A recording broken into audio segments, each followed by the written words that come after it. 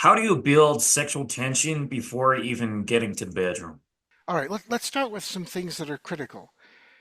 Before you can start with having sexual tension when you know that you're going to be having sex, you ought to be broadcasting your sense of self acceptance and self comfort, which should be inspirational to the women who are paying attention to you. In other words, your innate masculinity, your willingness to take control, make decisions, and lead will already be arousing to the sorts of women that you're going to meet, so that when you look at them straight in the eye with comfort and confidence and you tell them what you have in mind or where we're going to go or whichever, when you lead, they should be happily deferring to your leadership.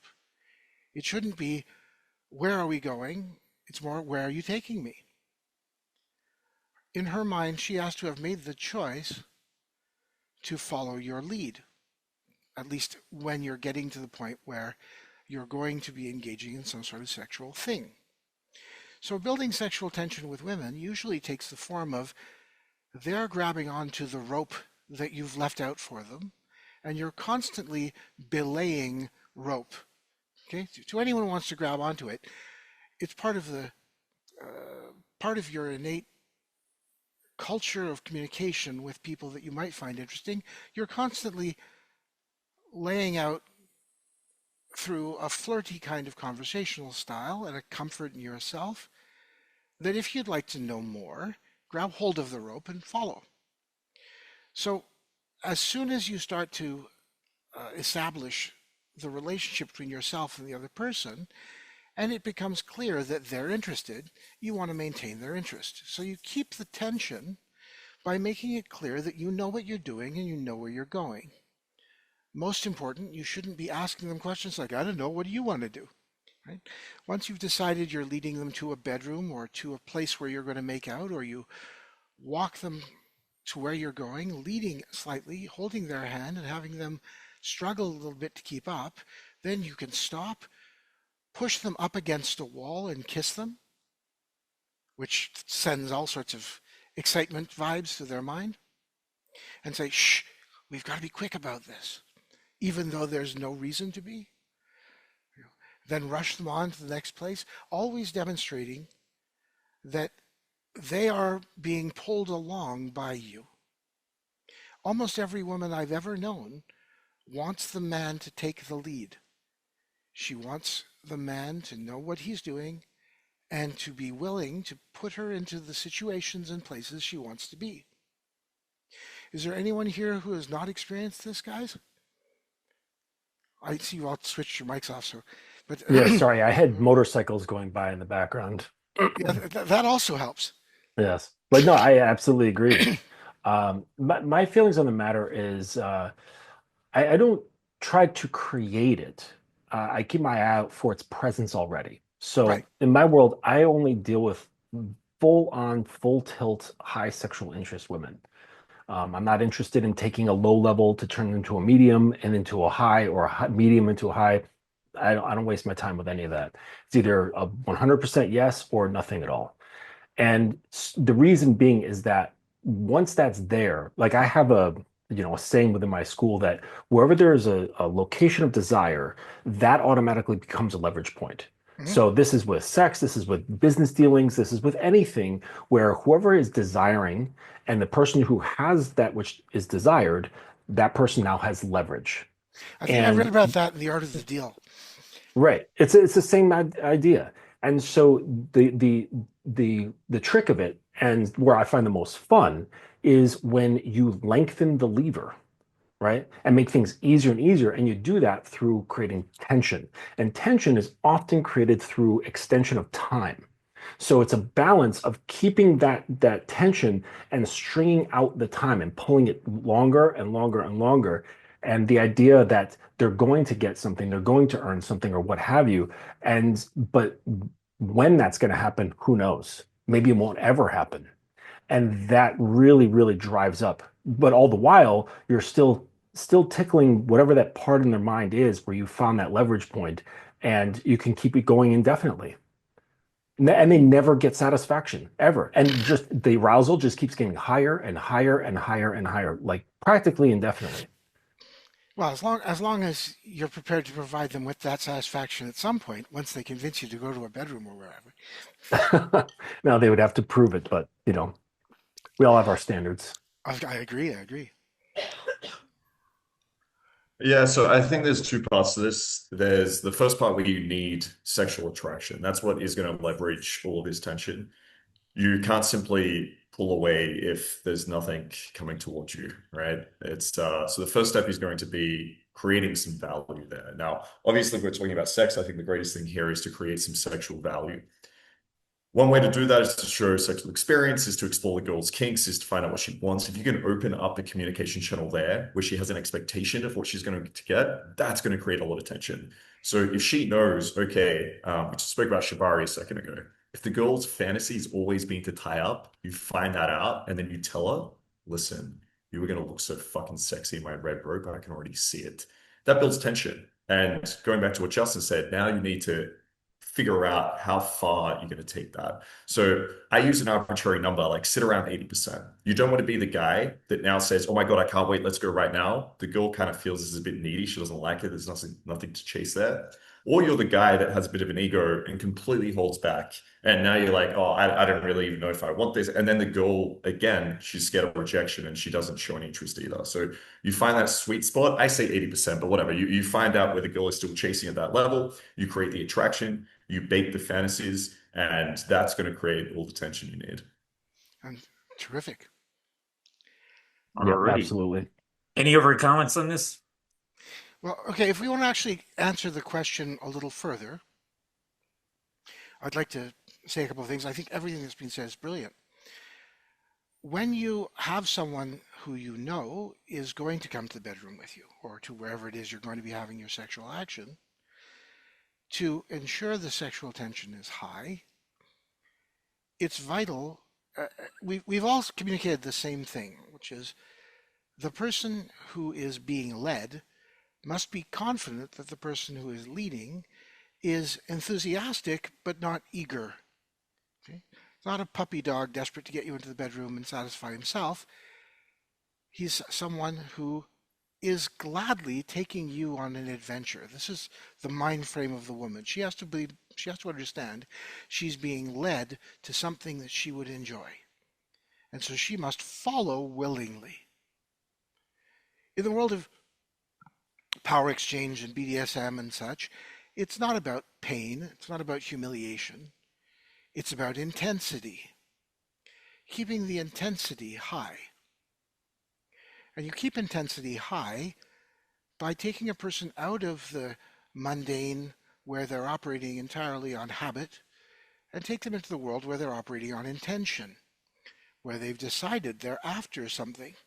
They want to attain that something. In this case, what they want to attain is both the satisfaction of having a good time, which is the driving influence for all women in my experience. They want to have a good time. And they don't necessarily know what a good time looks like. They just know that they're probably going to have the best time if someone is taking them on an adventure. So once they relegate themselves to that they're going to be taken somewhere by you, you have to make sure that you're always in the leadership role, which is to say, they must always understand that they have to hang on. You're taking them on this ride. That's where the tension will come from, that you're going to be doing what you're going to be doing, and they have to follow suit. Does that make sense to you guys? Oh, yeah. And if not, Then they get left behind. right, they're dismissed. It's critical that it's critical that the woman understands that though you're being a gentleman and opening the door for her, you're also putting your arm around her back and helping her through. That while you're leading, you're controlling the frame. You're making the choices.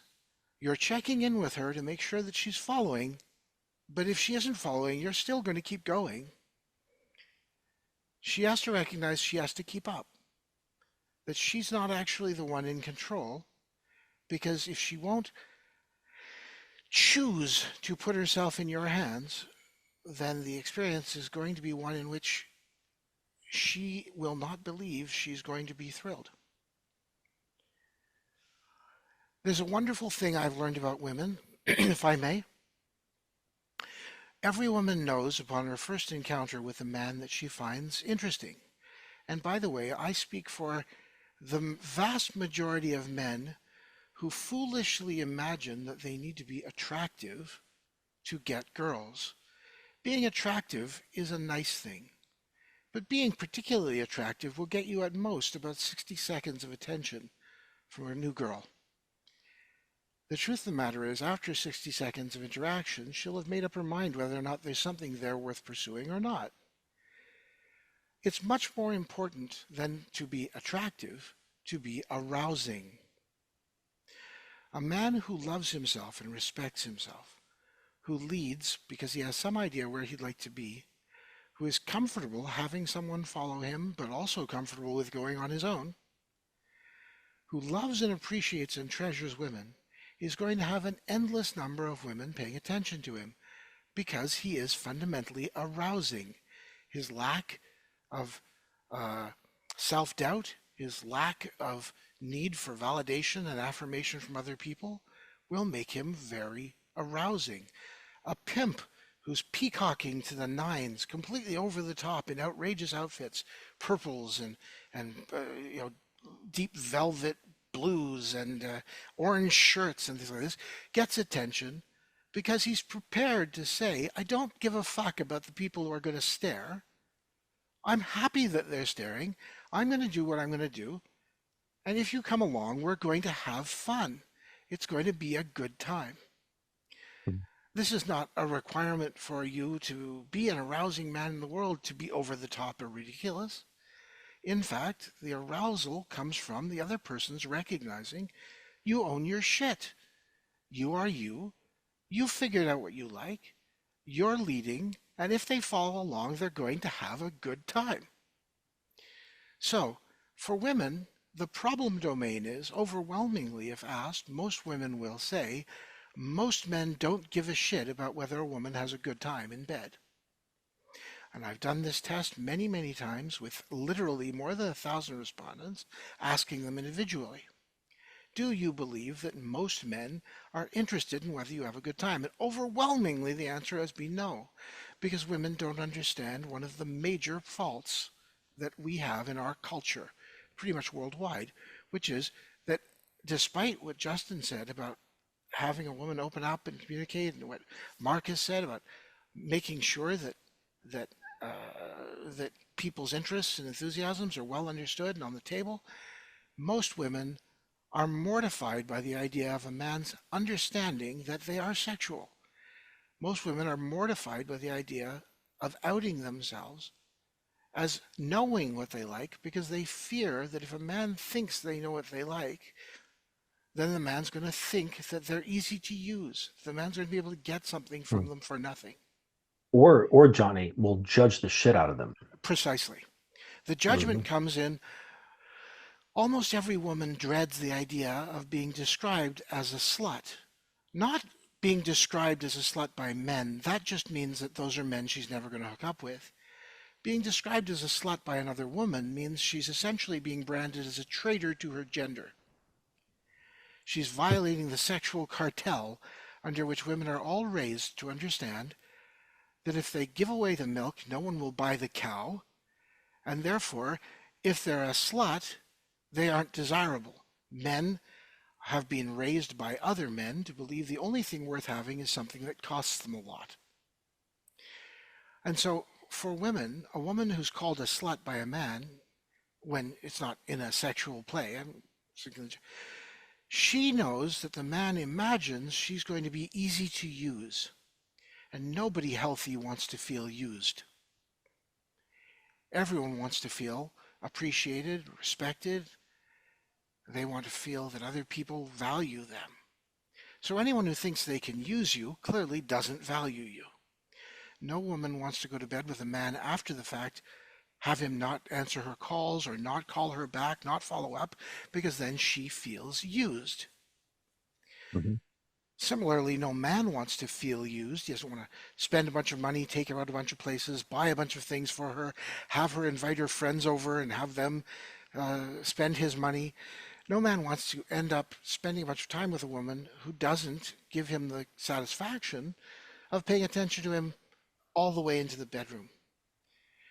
So, of course, men don't want to feel used, women don't want to feel used, but the big problem is there's so little communication between people and so much pre-programming in which women are under the oppression that a man will feel he can use them because they are too slutty if they appear too easy. So I have a concept I'd like to share with you. I call it Marx's paradox, named for the brilliant American philosopher Groucho Marx, the only Marx I've ever been able to stand. Groucho Marx said, "I'd never belong to a club that would have me as a member. For some reason, no man imagines I'd never have a friend foolish enough to trust me. I'd never have a friend dumb enough to have a guy like me as their friend. I'd never work for a boss stupid enough to hire a guy like me. But for some reason, men go through life with this idea, I'd never want to hook up with a girl who'd go to bed with a guy like me. Men go through their lives imagining that if a girl likes them enough to make up their mind and go to bed with them on the first date, she's too easy. Men are Yep. crazy. We imagine that women are, by design, not able to make up their minds and need to be persuaded. We need to fool them into believing we're better than we are, because if they saw us the way we actually are, they wouldn't want to have anything to do with us. Of course, it always goes down to self-projection, self-perception, self-belief, lack of Right. groundedness. And also, I would say just a lack of exposure to enough women, because that, I think those are all beliefs, what you're talking about. And beliefs are in place of fact, right? When you have facts, you no longer have to have beliefs.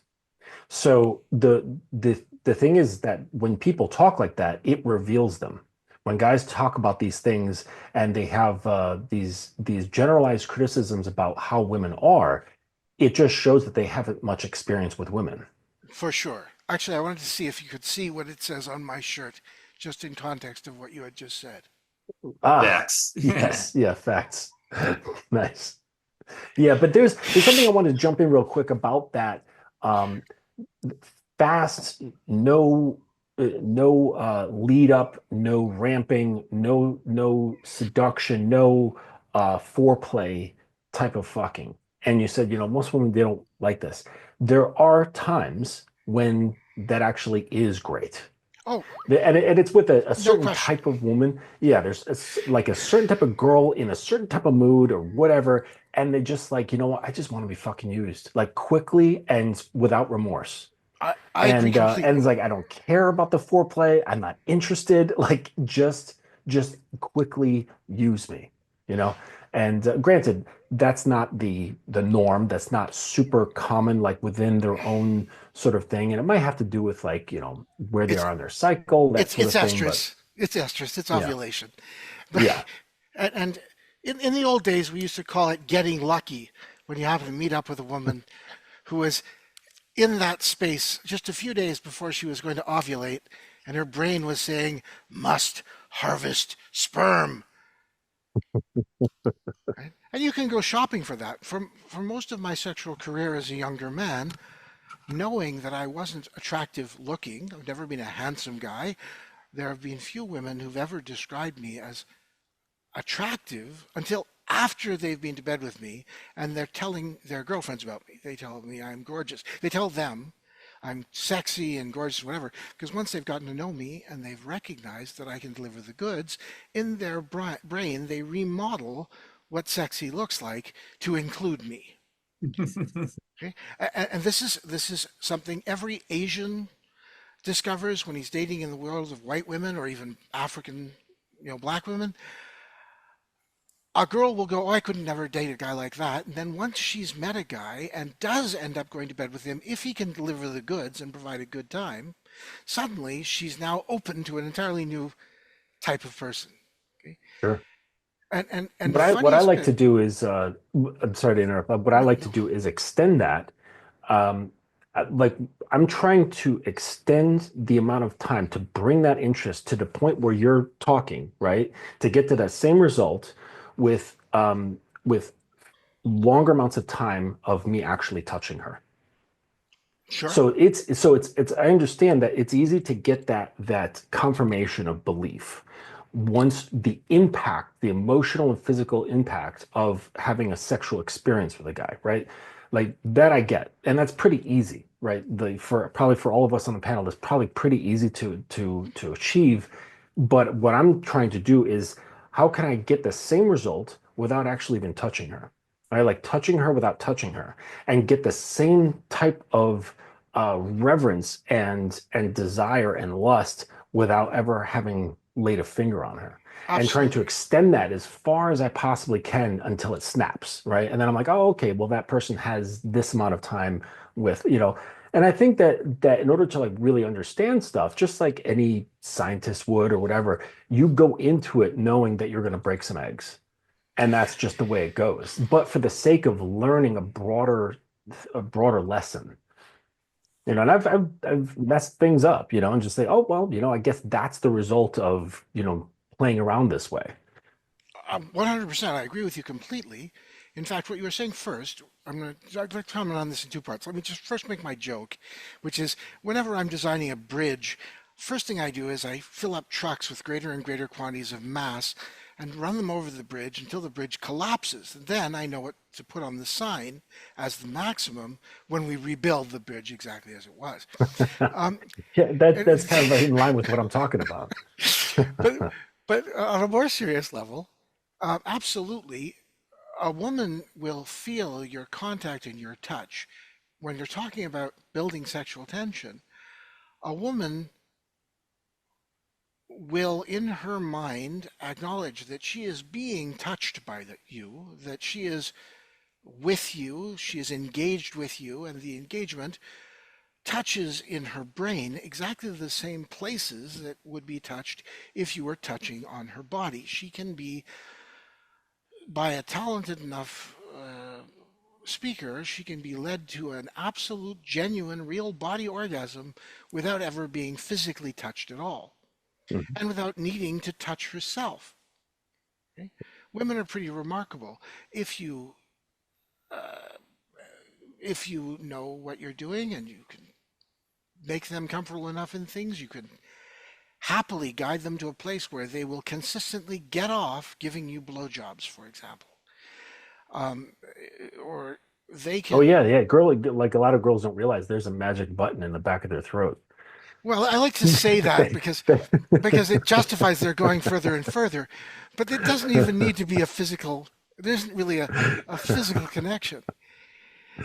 It's sort of like the downshift in your car. If you're driving an automatic, you can imagine that if you push hard enough on the pedal, it pushes a button that causes the motor to switch. But it doesn't actually need to have the button. It's just a vacuum advance. Anyway, the point I was getting to, absolutely, a woman should feel you in a palpable and sexual and almost visceral way. She should feel your connection, your closeness, even when you're at a distance, or even on the phone, or even just reading a note you've sent to her. So, building sexual tension isn't something that has to precede a particular sexual act, nor does it end after you've had the sex. There's plenty of sexual tension with women who've been to bed with me 50 times, knowing that we're going to be seeing each other again this next week when they happen to be coming to town or that I'm going to be in their town. And the sexual tension builds not just because, ooh, I'm going to get to be with Johnny and he knows all the right things to do to get me off, but because they know that I'm thinking about it, that I'm planning for it, that it's using a lot of my brain cycles to be and imagining what's going to happen, and that causes their brain to drift away into fantasy, always reinstilling me into their imagination. So here's a funny fact. About 1999, a television show became very popular on American TV and internationally over the next year or so called The Sopranos. And the lead character on The Sopranos looked so much like I did when I didn't have a beard and when I dressed more or less like he did, that women would mistake me for him. People on the street would ask me for his autograph and all sorts of things. Now, the thing is, the guy who was the lead character on The Sopranos was not an attractive looking guy.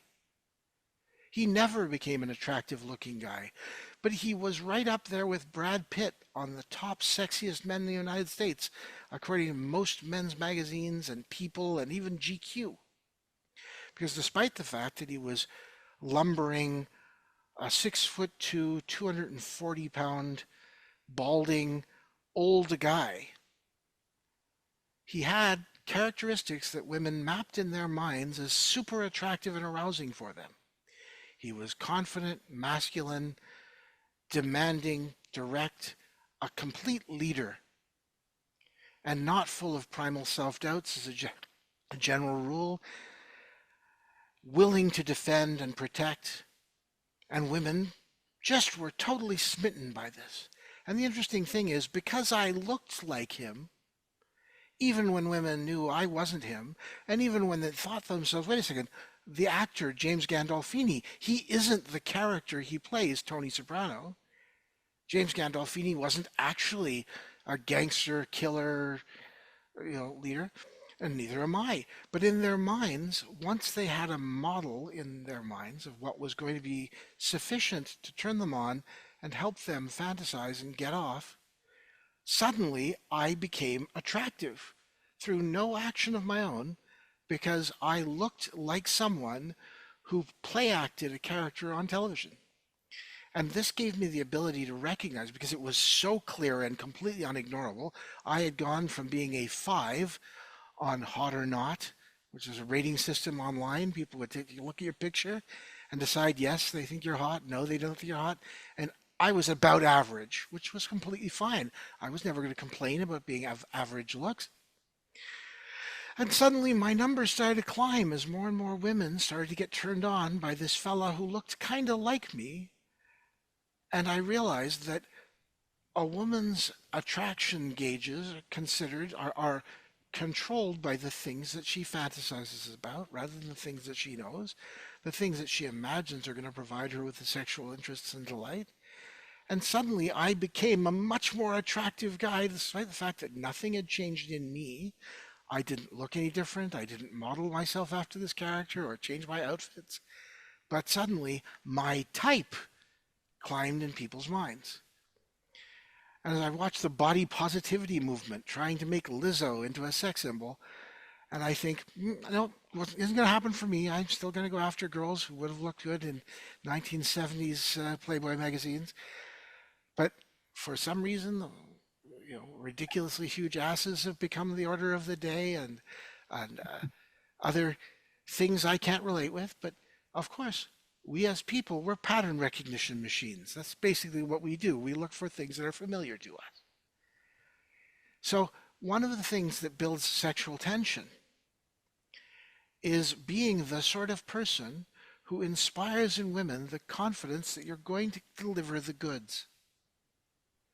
So if there's any part of you that's not looking at her with a smile on your face, at least from time to time, you don't have to be grinning like an idiot, but looking at her, staring her in the eyes with comfort and thinking to yourself, oh my God, darling, you've got no idea what I've got in mind for you. You're going to be tearing the sheets off the bed. You're going to be coming like you've never known before. And if you're not thinking that inside and believing it, she won't be feeling it. But when you can look at a girl knowing that you can deliver the goods, knowing that when you bring her to bed, you're going to delight her, she's going to remember you. Because when you believe that and say it to her wordlessly, with your eyes, just feeling it, she will feel it too. Have you guys experienced this? Fellow Marcus, you want to panelists? jump in? Marcus? Yeah, no, I agree with that. I think there's a big part of the emotion you can convey with that look. Oftentimes, exactly what I tell my students is you need to look at this girl like you're about to give her the best fucking time of her life, but she's got to beg for it first. And if you have that little smirk and some communication, I think it works really well. There's a few other things I wanted to jump in and talk about. So we spoke about girls, some of them not liking foreplay. Completely agree. Sometimes these are some of my favorite women.